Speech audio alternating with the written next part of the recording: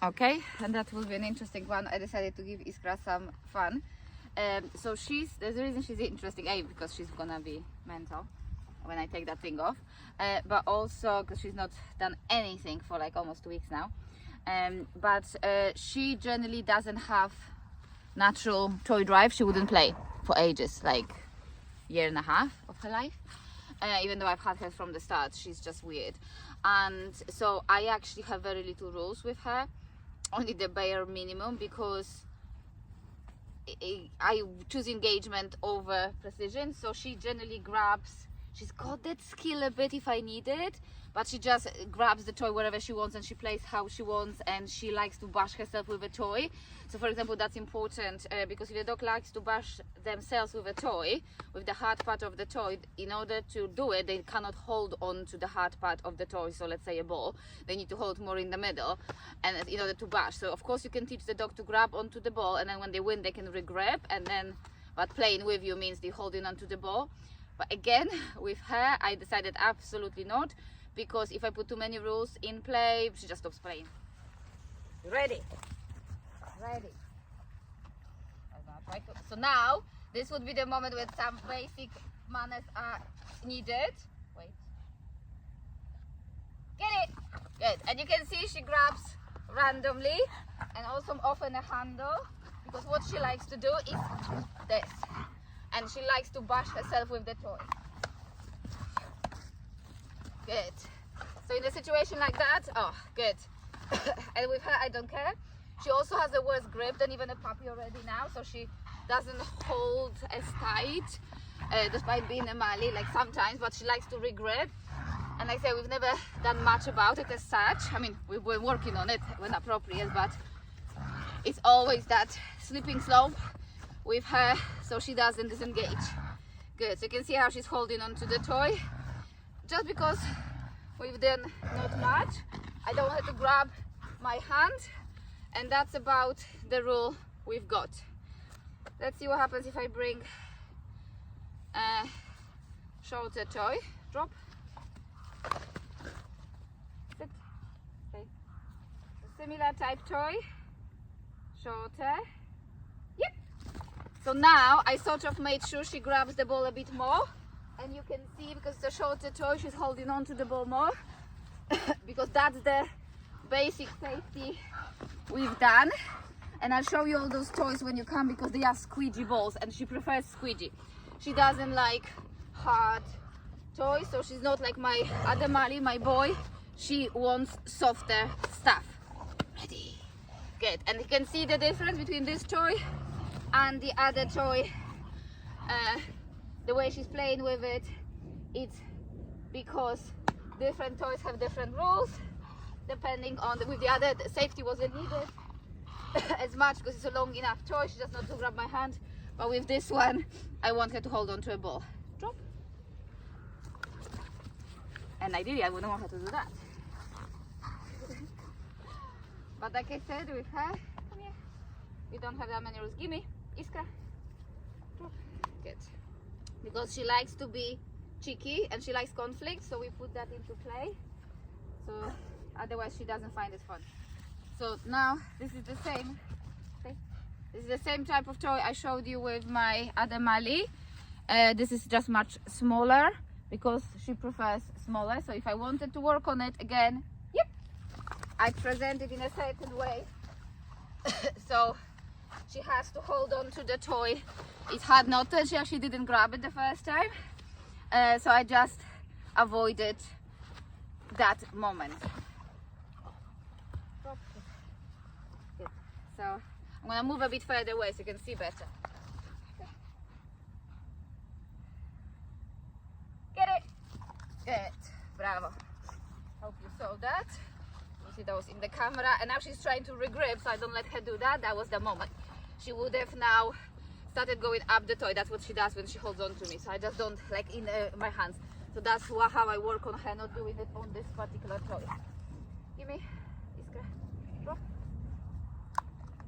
So now I'm gonna go like that. Get it? Good. So she's holding on to the toy. Steal the ball. Good. Good. Drop.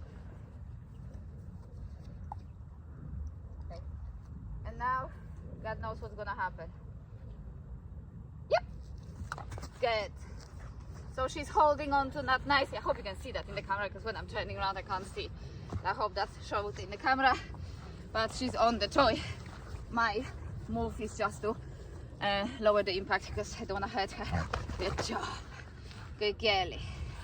Good. So let's see how that rule is going now to hold on to a softer toy, but without as much fluff. Gimme. Thank you. So I would, just in case, I'm gonna start the same way. But you can see how much harder I need to think about it. It is, because it's a soft toy, but the handle is actually pretty nice to hold as well. So let's see. Yep. Good. That was really nice. I said a good was to her, and now she's trying to regrip, so I'm not letting her, because she's thinking about grabbing onto the handle. So that was actually really nice. I said good to her because that was really nice. You can see she's following the same rules. Give me. Let's see what happens now when I have it longer. Sit. Stay. Yep. Good, yeah. She's holding better onto it. She actually went back to that ball, so that's really nice. And now, if I let it happen, see what happened there? She went back, yep, into a handle, and now she's holding onto a handle. See that? So that was the regripping that. See, now you see it, what's happening. And so basically this is up to me whether I allow it or not. Drop. Bite toy, similar. But she prefers this one, so I just want to show you different. It's same, let's call it a breed of dogs, type of dog, sorry. And she likes the bite cushions, but this one is very different than the other one. And also it's softer than the other one, because that's what she prefers. Sit. Down. Check. Stay. Yep. Good. So she's holding onto the toy, not the handles, and here it's also not optional with that type of toy, so she's targeting. Good. Out. See what happens if I present it like this. Yep. Good. So now she's holding onto a toy really nicely. Very good. But you can see how I slowed it down, and you can see how much movement I have when it's like exaggerated to what you have when accidental bites happen, sorry. So this is something that you need to work on if you want us that stop. But it's all about that balance. We don't want to put too much rules, not to lose engagement. So with her it was a very big, say, project to actually get her on toys at all. But interestingly enough, I just want to show you another toy. Her absolute favorite isn't the bite one, it's something different.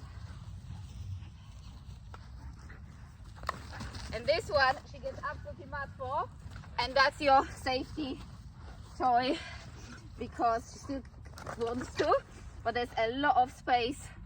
So it's a puller, it's a lot of space in between me and her on the toy. Yeah, good girlie. Good. You can get them different sizes, much smaller as well. She prefers this one, again, because of the thickness and the softness and all that stuff matter. Stop. Wait. Iskra. Middle. Down. So this one, I just presented like that, and then you can see it's far away from my hands, from my body. Yep. And then that's the safest, that's to play safely with. Just another stone, but also a toy the type she likes. And what you can do with these ones as well, drop, Iskra, drop, is just make her chase it, and that's what she loves. So, yep. And that's her absolute favorite on the whole planet. So it's very important to choose the type of toys that are appropriate for the dogs, what they like, what you want from them, and then how, like first it's about the toy, then how you hold it, how you play, what you allowed, hectic grabbing, not hectic grabbing, all those things. And it's not right, wrong, and so on. It's just what you want with your dog. It's all individual thing. So it's about adjusting to you and your dog.